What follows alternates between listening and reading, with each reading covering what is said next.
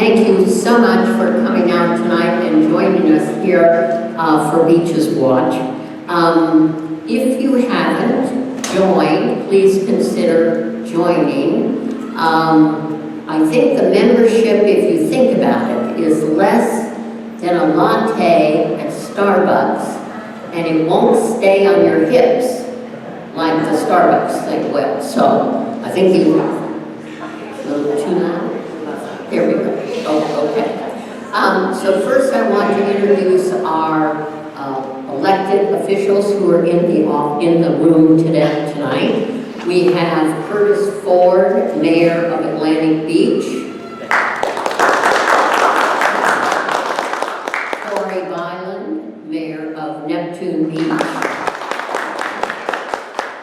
John Wagner, a Jacksonville Beach City Manager. Atlantic Beach City Commissioner, and Sandy Golding, our Jacksonville Beach. Sandy wears so many hats, doesn't she? She's just amazing. We love you, Sandy. Okay, so let's get started.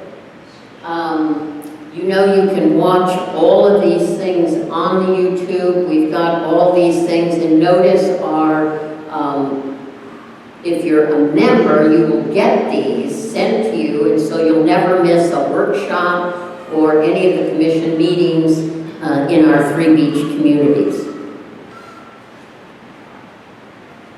So we've got, well, you see what's there. Now, one thing I want to point out to you, we always meet on the first Wednesday of a month.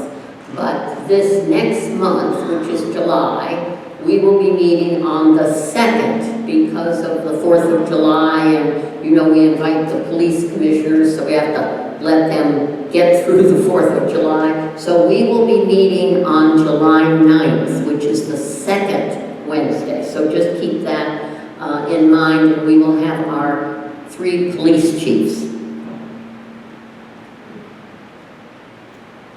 So, tonight, we are going to find out all about the good, bad, and the ugly of what went on over in Tallahassee.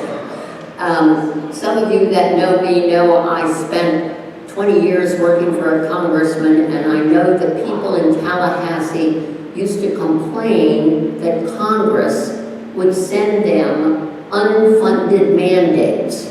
And then they turn right around and do it to the city council.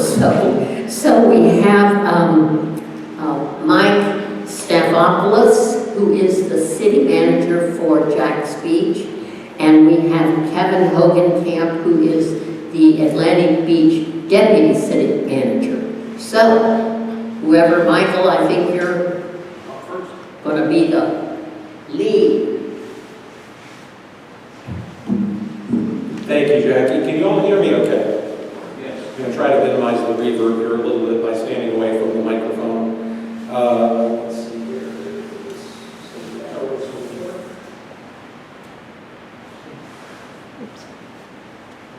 Sandy to the rescue. Oh, going on.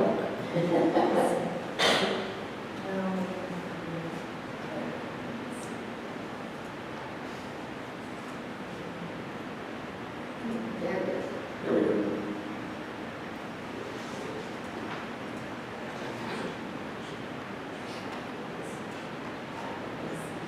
It's showing, correct?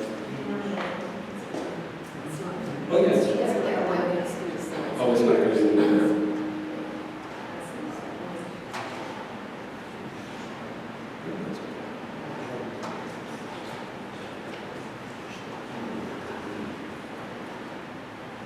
While Sandy is getting the PowerPoint set up, I'm going to take a few minutes to just talk a little bit about the legislative process, which ironically is still going on today. Normally, the legislature has a 60-day window within which to do all of their legislation, bills, filing, etc., to kick it to the governor's desk for consideration. Thank you. And within that time frame, they're also supposed to establish a budget for the state of Florida. This year, at the end of the 60-day window, they did not have a budget established. And they are still in the process of trying to resolve a final budget for the state, which I believe under our state constitution requires they do so by July 1st. Otherwise, cats and dogs start living together on the streets. Very bad, very, very bad. So the long and short is legislation is still going on.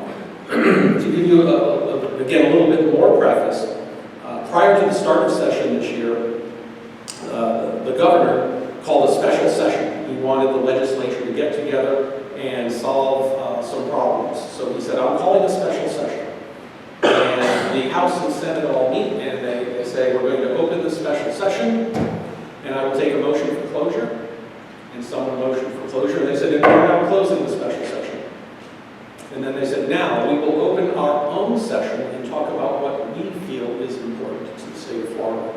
And that was the legislature basically flexing its muscles with the governor's office and saying, we are an equal branch of government, just like you are, and we have some powers and authorities that are comparable to yours. We won't be dictated to, we will do what it is we would like to do. The secondary part of that is, as you may have heard during the legislative process, the governor came out and said, we need to eliminate property taxes in the state of Florida. It is a pressing issue, we just need to do it, we need to figure out, put it on the ballot, and eliminate property taxes.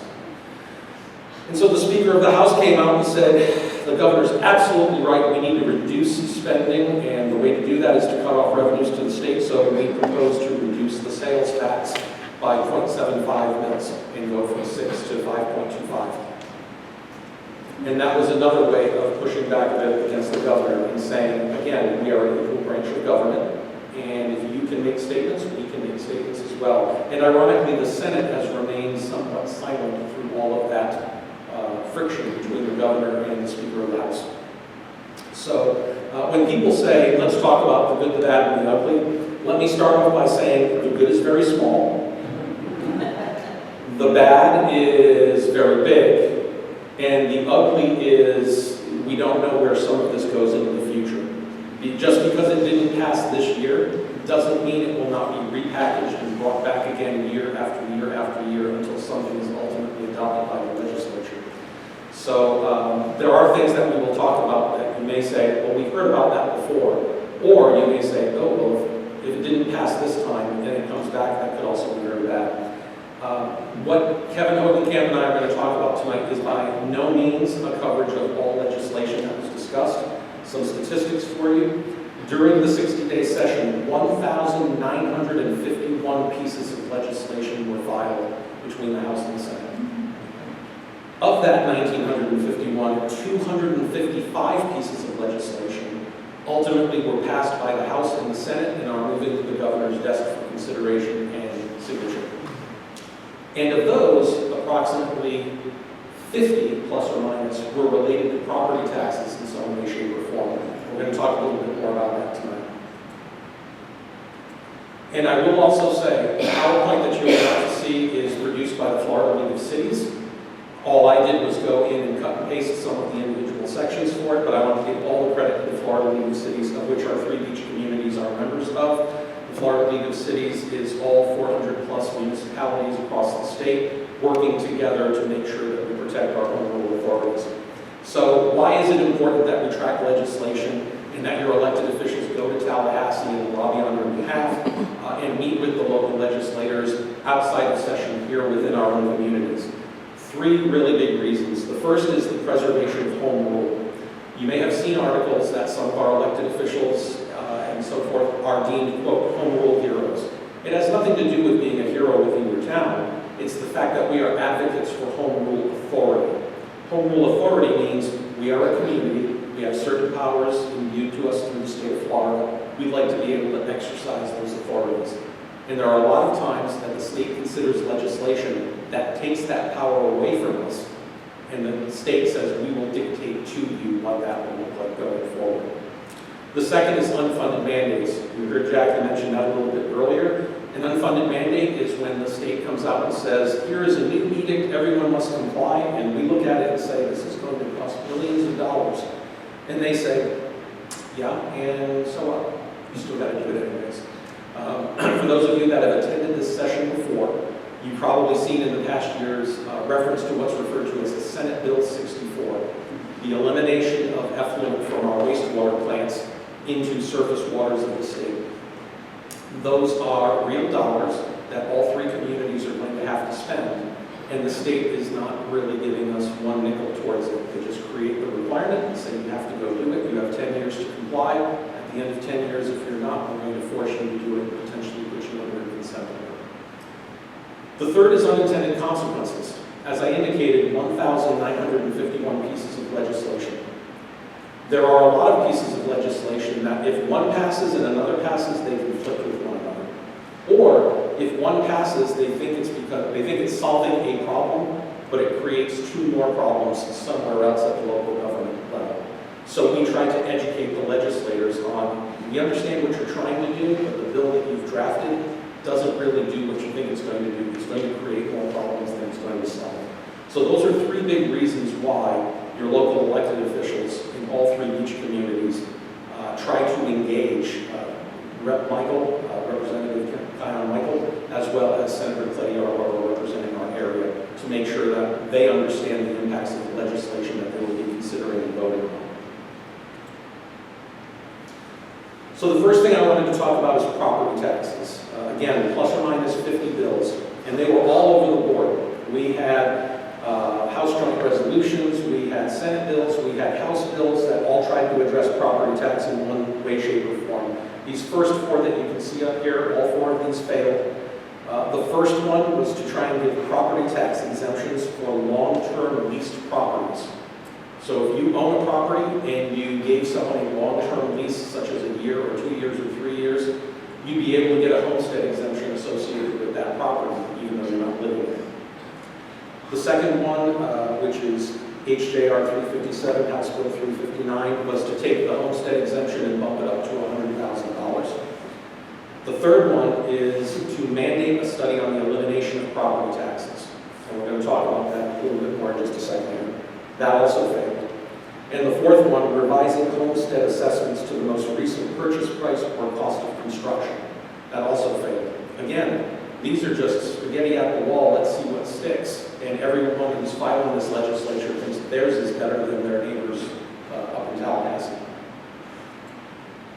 Here's three more for you that failed. The first one that's up there is revenues from ad valorem taxes regulated. We basically say that local government cannot collect more than a 2% increase per year on property taxes. So over the past 4 years, where we had COVID and inflationary rates that were hitting 5, 6, 7% per year, your local government revenue would be capped at 2%, regardless of what the impacts are to the organization. That one also failed. The second one that's on there would be increasing the homestead exemption from $25,000 to $75,000, which is different than the $100,000 we saw on the slide before. Again, everyone's throwing spaghetti at the wall. And the last one on there was allowing cities and counties to establish an ad valorem tax rebate program for property owners. So there were a whole lot of bills related to property tax. None of them stuck, but ultimately the House got together and said, we need to put together a select committee on property taxes to look at this, because we're throwing proposals out left and right. We're hearing from our local governments that this could be very, very bad. We really need to understand what's going on, why, and know the problem a little bit better. So there are 5 things that the select committee is going to be studying in the coming months, if not year and beyond. The first is requiring a referendum on the question of eliminating property taxes on homesteaded properties. Not non-homesteaded, just homesteaded properties. The second one will be looking at a $500,000 homestead exemption and a $1 million homestead exemption for people who are 65 and older and who have had 30+ years of ownership of their home. The third option that we'll be studying is allowing the legislature to increase homestead exemptions to any value that they feel it should be, based as a matter of general law. There'd be no local input or public input. The fourth one, modifying the assessment increase limitations, 3% every 3 years for homestead and 15% for every 3 years non-homestead. How many people here have a homesteaded property?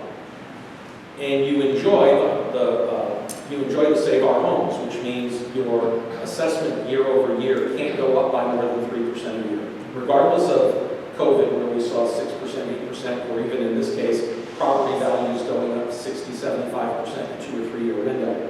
What this would basically say is you can only go up 3% every 3 years, which is basically a 1% per year increase. And the fifth one is eliminating foreclosures on homestead properties due to a tax lien. And that's one that's got a lot of conversation associated with it.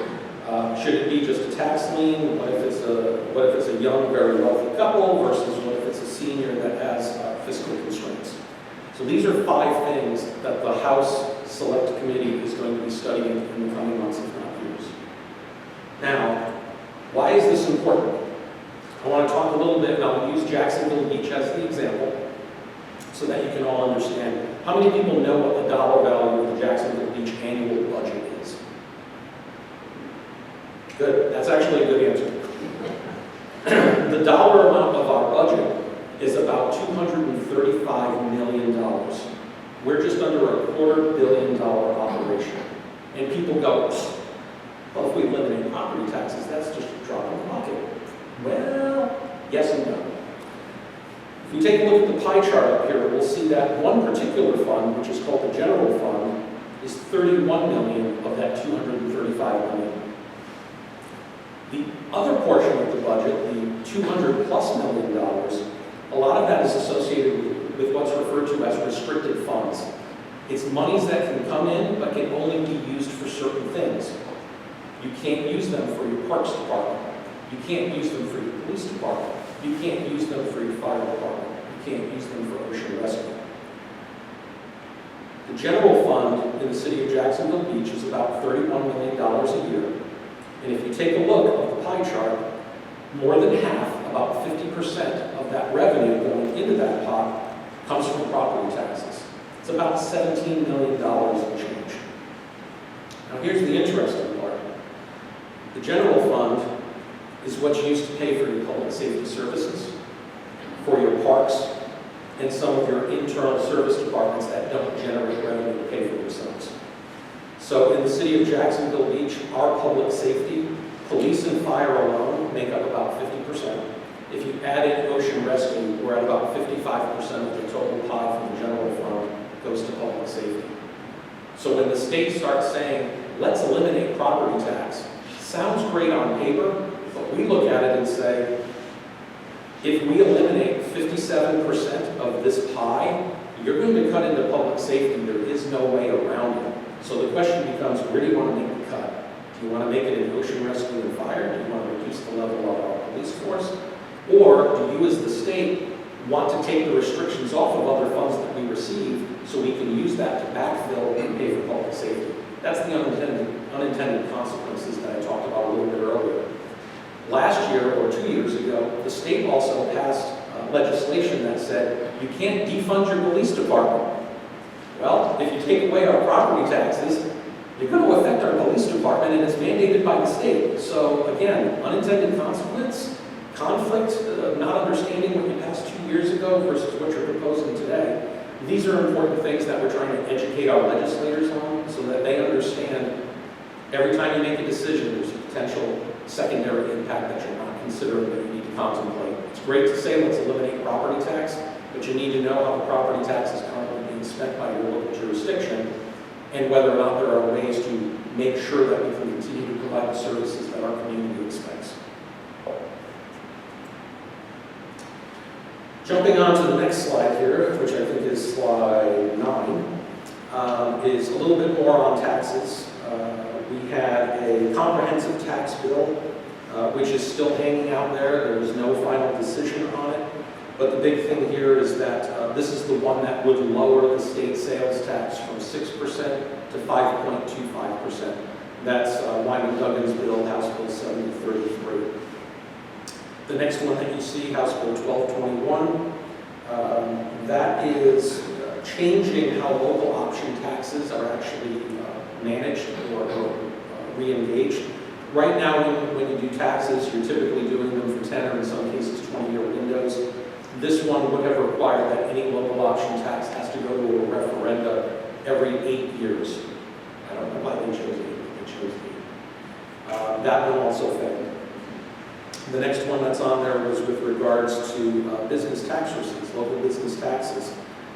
This is one that our council member, Sandy Golding, had a lot of conversations with the actual House rep who was proposing this, Representative Botana. He wanted to see business tax receipts capped and, if anything, decreased over a period of time and ultimately eliminated.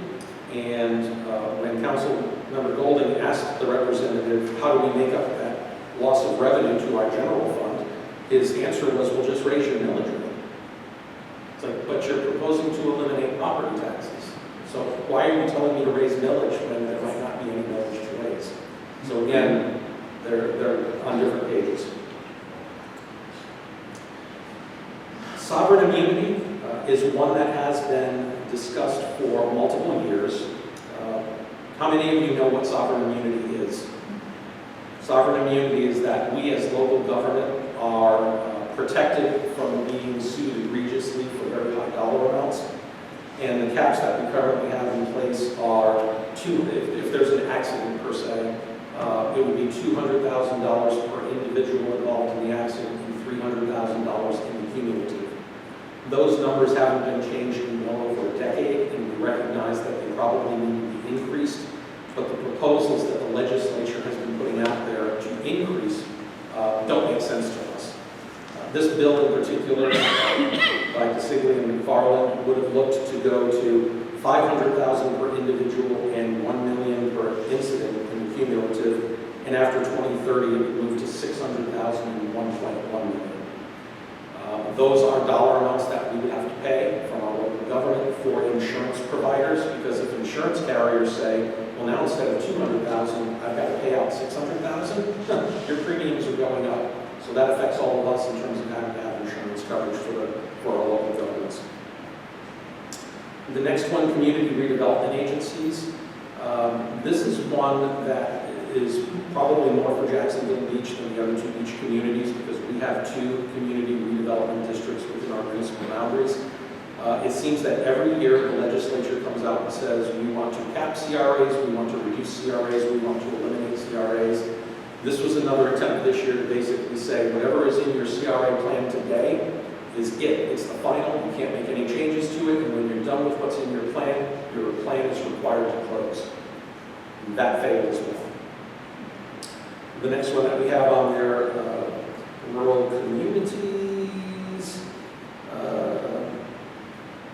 Interesting. It started off as being a bill that talked about how to assist rural communities that are fiscally constrained. Some of the poorer counties that are in the center of the state, where they don't really have a population base, they don't have an industrial or commercial base, they need help from the state on a regular basis. Partway through the process, people started making amendments to the bill to include CRA limitations and also additional monitoring and restrictions for the Board of Professional Regulation, which took it from being a rural communities bill to something completely different, and that ultimately failed as well. That now brings us up to the area of growth management, and with that, I'm going to turn it over to Kevin Hogencamp to talk about. Kevin, tag, you're it.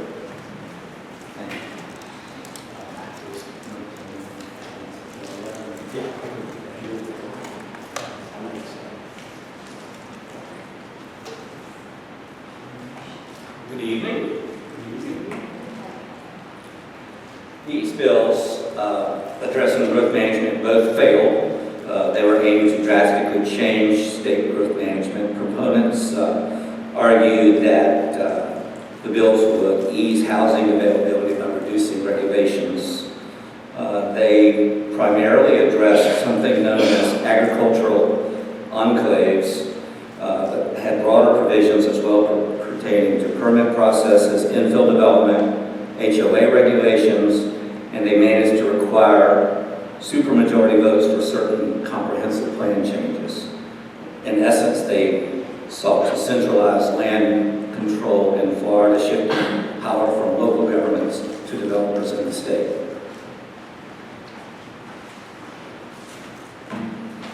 In the arenas of schools development and preservation for those of us who feel that community should not be preempted by the legislature from governing ourselves. There were wins and losses in these three areas. For starters, efforts to ease development requirements for charter schools failed. The bill sought to preempt local building and site development requirements and allow developers to receive impact fee credits, among other things. The League of Cities saw the bills as direct assaults on the principles of local self-governance and the ability of cities and counties to plan for and fund their own growth in a responsible and sustainable manner. These bills would have further centralized power in the state, would have reduced our local communities to being mere administrators of state mandates rather than empowered decision makers for our residents. Instead, a broader education bill covering a wide range of educational topics, primarily focusing on school operations and policies passed. In the area of development, there was a loss for those of us for local voices, local choices. Several key bills aimed at reforming impact fees and easing general land use regs, as I've already mentioned, failed. However, Senate Bill 1080, which revises development permit processes and places limitations on school district fees, passed. It requires counties to specify minimum information for development applications, revises processing timeframes for development permits, and directly impacts development processes and local government authority. In the area of historic preservation, which increases penalties for the unlawful demolition of historic structures that passed and became law. This directly strengthens historic preservation efforts. That was a win. And now the juicy one. Live Local, Senate Bill 1730, amending portions of the Live Local Act passed and will become law July 1st unless the governor vetoes it, which is unlikely because of the overwhelming support, not by the populace, but by the legislature menu. It significantly strengthens and clarifies Live Local and otherwise aims to further streamline affordable housing development statewide, often at the expense of local land use control. Most notable, perhaps, is that Live Local significantly limits our ability, local government's ability to restrict building height. That is for qualifying affordable housing projects. It essentially allows these projects to be built to the highest height allowed for a commercial or residential building anywhere in that local government's jurisdiction within a mile. It bypasses whatever limits cities may have in place in its zoning regulations, its comp plans, and even its charter, which isn't supposed to be preempted by the state. I digress. There were potential loopholes in Live Local previously that this bill ended. So there were loopholes. We saw them. We rejoiced. They're gone. There are no more loopholes. Senate Bill 1730 reemphasizes that local governments cannot restrict the height of a Live Local project, again below the highest allowed for commercial residential building anywhere within that jurisdiction within 1 mile radius, or 3 stories, whichever is higher. It reinforces that this height benchmark is set as of July 1st, 2023, or the highest currently allowed. You can't go and change your charter or your zoning laws now and say, okay, there's just no way around these restrictions. Another key clarification is that Live Local Act projects, including their height and density and use, quote, shall be administratively approved without additional review by any elected or appointed county or municipal regulatory board.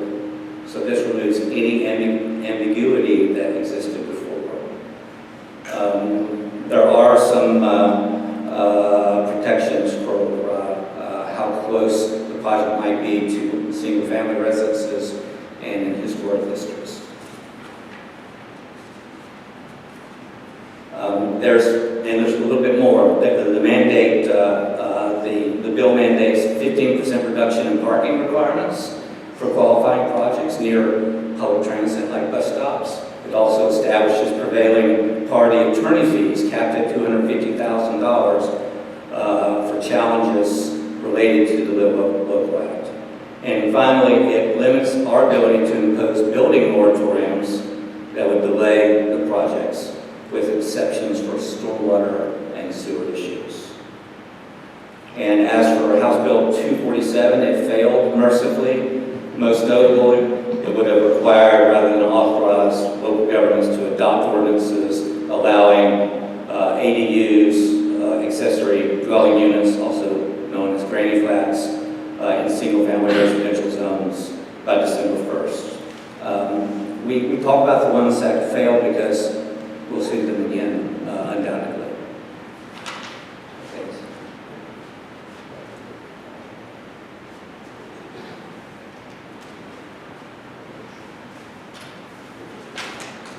I'm going to backtrack one slide here for just a second to touch on a couple of others. The first is utility relocation, House Bill 703. When this bill first started off, I'm going to back up for a second. The telecom industry is a very strong lobby in the state of Florida. They are the reason that 5G poles are popping up in our public rights-of-ways. You may see on LA, just north of the Jacksonville Beach, Neptune Beach line, there are 2 of them within, I think, 1 block of each other by 2 different ownerships. We can't stop them from doing that because the state has given telecom carte blanche to do what they want on public rights-of-ways. They feel that this keeps us at the leading edge of technology for autonomous vehicles, communications, and everything else. This year, the telecom lobby approached the legislature and said, we think we should be exempted from and kept whole anytime we're required to relocate our utilities. And at first, the first draft of the utility bills said that if the local jurisdiction requires the utility to be relocated, then the local jurisdiction will pay the telecom company to move their utility. That is 180 from what always has been done in the past. Whoever's right of way it is dictates the relocation of utilities, and everyone else has to follow. So to give you an example, on A1A, which is a state roadway, if the DOT does a project and comes to Jacksonville Beach and says you have a potable water line and a sanitary sewer line that have to be relocated because of our roadway widening, we are required to pay for that. The same thing goes if we're doing a project on our right of way, we tell any other private utilities that are out there, you have to move your utilities and they pay for it. This would have been a holistic change. The state ultimately changed the requirement and created a fund at the state level that utility companies can apply for a reimbursement from the state for as long as the funds are available. My fear is that at some point in the future, this door will be knocked on again, and they'll try to make local jurisdictions responsible for paying for the relocation of telecom utilities. House Bill 683, which is construction regulations. This one's a little interesting. It was opposed by the League of Cities, and the reason being is because it's nebulous. This will allow anyone who wants to put in synthetic turf on their property to go ahead and put it in, and you can't deny them at the local level. And what it does is it says that the Department of Environmental Protection, I believe it's DEP, is required to come up with a standard for synthetic turf and how it is installed. We at the beach know a lot of our lots are small. If you make the entire lot impervious surface, you will have runoff that affects your neighbors. This takes the control away from us at the local level and says whatever DEP develops as a standard, that's what we have to comply with and allow people to do going forward. A little bit of an issue with that one. The last one I'm going to touch on this page is Senate Bill 810, Stormwater Management Systems. There were a few legislators on the West Coast, specifically one out of Brooksville, who didn't like the fact that during the hurricanes last year, they had areas within their community that flooded. So they came out with a piece of legislation that said all communities shall inspect 100% of their stormwater system on an annual basis. You talk about an unfunded mandate. Right now, most communities are probably doing somewhere between 5 and 10% inspections on their system per year. The DEP is in the process of mandating everyone to go to 20% per year. So every 5 years, you would be looking at your entire system. This would have required everyone to go to 100% immediately. There's not enough contractors in the state for us to employ or equipment to buy and manpower to pull in to comply with that. So this failed, but I can see where this is another one that might come back in the future. Maybe 20% gets increased to something even higher.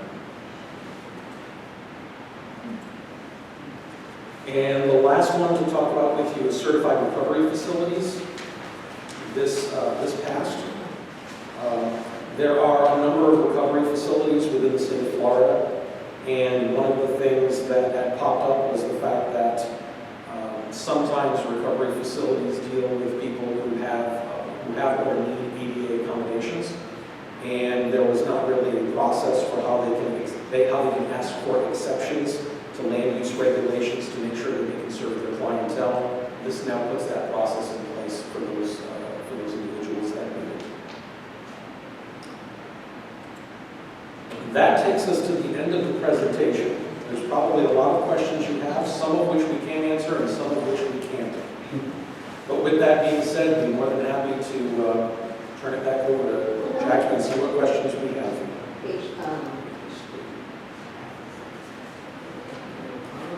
You got to hold it for about 3 seconds. If you want to ask a question, raise your hand and I'll try to hobble over to give you the mic. Remember, when we're asking questions, we're all neighbors and we love each other, so don't be ugly. Okay, great presentation, both of you guys. On the artificial turf, did I hear correctly that it would be referred for compliance or the criteria to DEP? Yes, the DEP is required to create a standard for the installation of synthetic turf, and as long as the installation is compliant with that standard, we will be obligated to approve it. So, any dialogue, I would assume that where we are concerned about pervious surfaces, there are very pervious artificial turfs, and there are some that are not, but also the installation and what's beneath that is important. So would it not make sense that the DEP, being environmental protection, would actually write the script to preserve that quality? I sure hope so. Well, I don't need the mic. Can you remind me on that one with the building height within a mile? Okay, so if something, does that apply commercial, residential?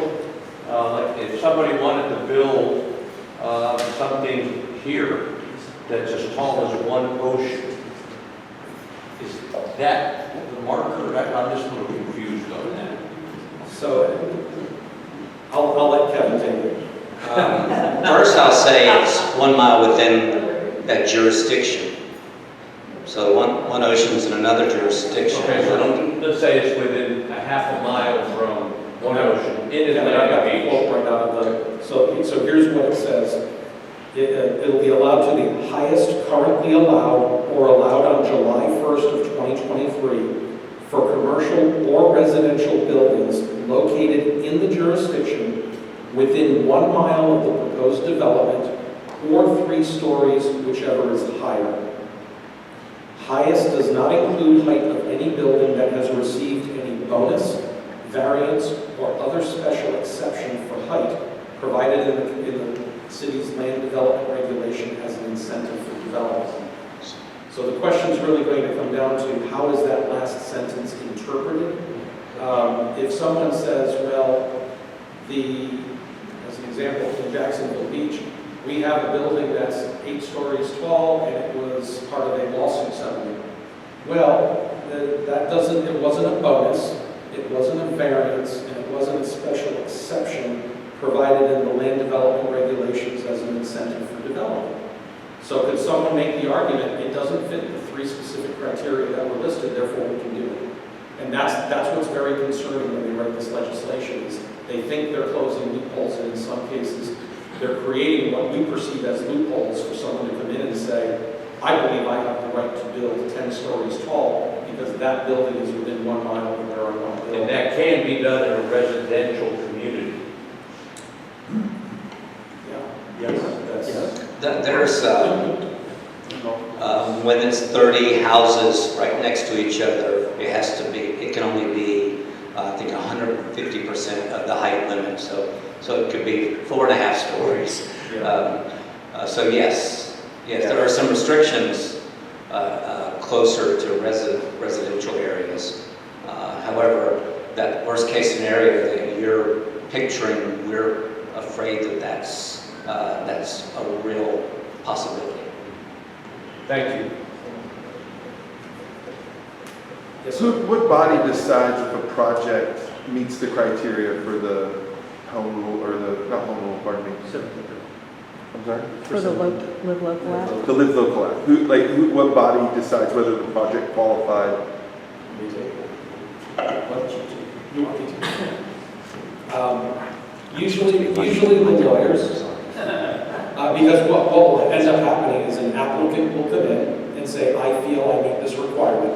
If the community says we don't think you do it, then we say, we're not going to issue an automatic approval as required by statute, and then a lawsuit's filed and it gets sent to the courts.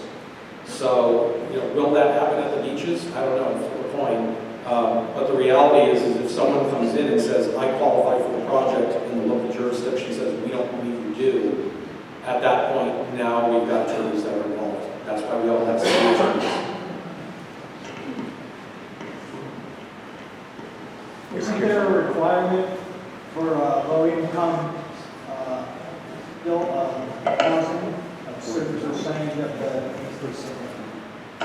Yeah, isn't there a requirement that a certain percentage of the units in these buildings have to be low-income? Yes, I believe it's 40%. Kevin, does that sound right? I don't have the number in front of me, but I believe 40% of the units It is, qualify for low income. indeed, when Live Local refers to affordable housing, it's not just housing that's cheaper, it's housing that meets specific rent or mortgage cost criteria. And yes, 40% is the requirement. Is there a place that states what those rents are? Yes, it's defined. To give you some idea, it's housing that meets specific rent or mortgage cost criteria for households earning with defined percentages of the local area median income. So there's a formula out there, it's defined. Yeah. And Kevin, correct me if I'm wrong, that income level needs to be held for a minimum of 30 years. 30 years. It has to be an affordable project for a minimum of 3 decades to qualify. There was still a question on that. So on that height issue, Atlantic Beach only has one big building. Neptune Beach doesn't have any, correct? In Neptune Beach, you don't have any height thing. So this is really going to be a Jacksonville Beach nightmare, I guess. Could be.